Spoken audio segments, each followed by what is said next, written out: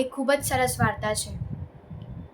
એક દિવસ રાત્રે આખો પરિવાર જ્યારે ઘરમાં બેઠો હતો અને દાદાજી અને તેમનો પૌત્ર સાથે રમતા હતા, એટલે એમનો પૌત્ર ભાગમ ભાગ ઘરમાં કરતો હતો, દોડામ દોડી કરતો.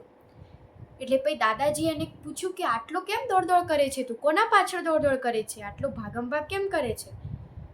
એટલે પેલો છોકરો એના દાદાજી પાસે આવ્યો અને દાદાજીને કહે છે કે હું મારા પડછાયો આજે આગળ છે એને પકડવાનો ટ્રાય કરું છું, પણ પકડાતો જ નથી. પછી દાદાજીએ કહ્યું બાજુમાં બેસ, અને એમણે કહ્યું કે હું પણ જ્યારે તારા જેટલો નાનો હતો ને, એટલે હું પણ મારો પડછાયો પકડવાનો ટ્રાય કરતો હતો, પણ પકડાતો જ નહીં. પછી મેં એને પકડવાનું જ મૂકી દીધો, એટલે ઓટોમેટિક પાછળ પડછાયો આવવા માંડ્યો.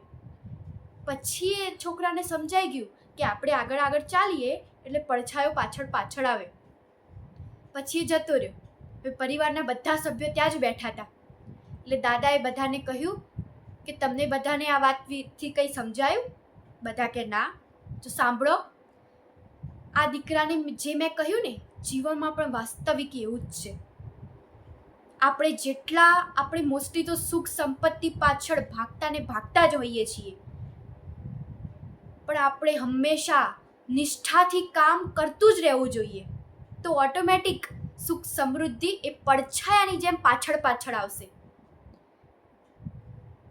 આ વાત તો અહીંયા પૂરી થઈ ગઈ, પણ એના ઉપરથી આપણને એ શીખ મળે છે કે આપણે ક્યારેય ધન દોલત પાછળ ભાગવું ન જોઈએ.